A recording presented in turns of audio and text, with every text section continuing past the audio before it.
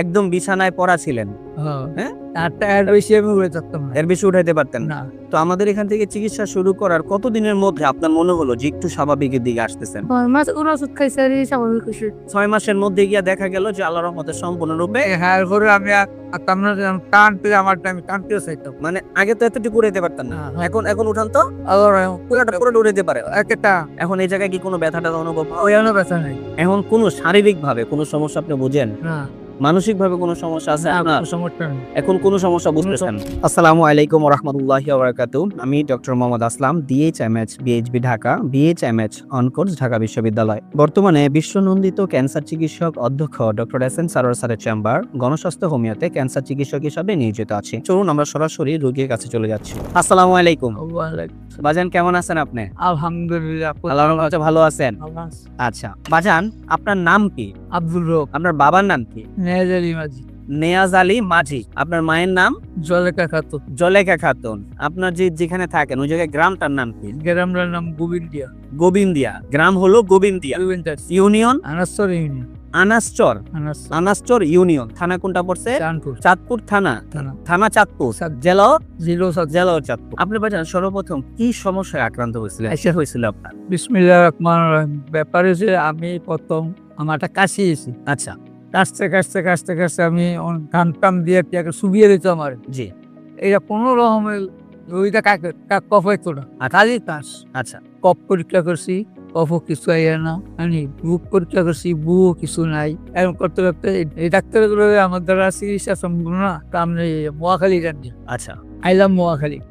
মোয়াখালী আপনার পরীক্ষা করতে গিয়ে ধরা পড়ছে এই দ্বারা একটা ফুসফুসি, ডাইন দ্বারা একটা, বাম দ্বারা একটা।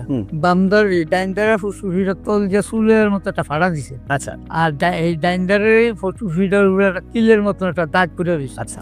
পরে উনি কি বললো আপনাকে? অনেকগুলো আপনি এটা ক্যান্সার। আচ্ছা আচ্ছা ক্যান্সার আপনি এখন কাজ করেন, সাইডটা শুইলন, সাইডটা শুইলে আমরা কমে দিবি। মানে কেমন হওয়ার কথা বলতো আর কি? আমি জিঙ্গাই সুইর দাম কত? ক্যাশার দাম 20,000 দিয়ে। এক একটা 20,000 টাকা করে, মানে এক একটা কেমন 20,000 টাকা করে বলবে? আচ্ছা আমরা তো বললাম তো ঠিক আছে, কয় সাইডটা সারবো, সাইডটা না সারলে আর 3টা লওয়া লাগবে। আচ্ছা আচ্ছা। আমি একটু আস্তে আস্তে বাড়ে, হুম। কমে না তো। হুম। তো ঠিক আছে, আমি বাসায় যাই, গিয়ে আমার সিপুত আছে, আমি ব্যাকটেরিয়া ভরবো। আচ্ছা আচ্ছা। হ্যাঁ জি। তোরা কি করবি? কি মহাকালী হাসপাতালে যাবি না কোনো যাবি? আচ্ছা তখন এই জ্ঞান করলো যে জগবাড়ির মসজিদ এক ইমাম সাহেব আছে। এই ইমাম সাহেব আপনার তো ক্যান্সার।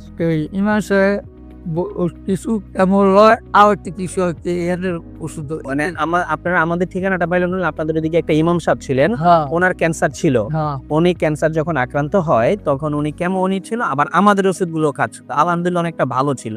পরে উনি আপনাদেরকে আমাদের ঠিকানা দেয়, পরে ওই ঠিকানায় আপনারা আমাদের এখানে আসেন। আমাদের এখানে আসছেন আসতে কত মাস আগে?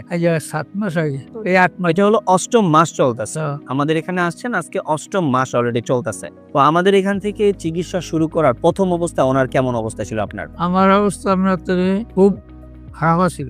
সে ছিল আস্তে আস্তে একটা প্রচুর ব্যথা ছিল। এই 8টা আমি এর বেশি উড়ে থাকতাম। একদম বিছানায় পড়া ছিলেন? হ্যাঁ, হ্যাঁ? 8টা এর বেশি আমি উড়ে থাকতাম না। এর বেশি উঠাইতে পারতেন না? না, তো আমাদের এখান থেকে চিকিৎসা শুরু করার কতদিনের মধ্যে আপনার মনে হলো যে একটু স্বাভাবিকের দিকে আসতেছেন? এই আমরা আস্তে আস্তে আমরা 6 মাস ওর ওষুধ খাইছে আর এই স্বাভাবিক হইছে।